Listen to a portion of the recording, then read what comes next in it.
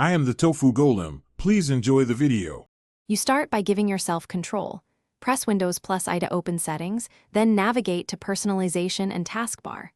Once there, make sure taskbar lock is turned off so you can move it. If you prefer faster access, press Windows, type taskbar settings, and hit enter.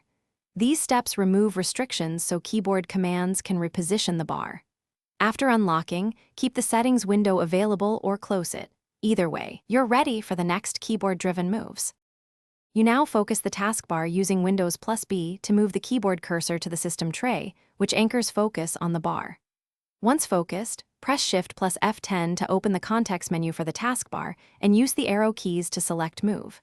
After selecting Move, use the arrow keys, left, right, up, down, to nudge the taskbar toward the screen edge you want. Make deliberate presses for precise placement. Repeated taps refine position, while holding an arrow accelerates movement.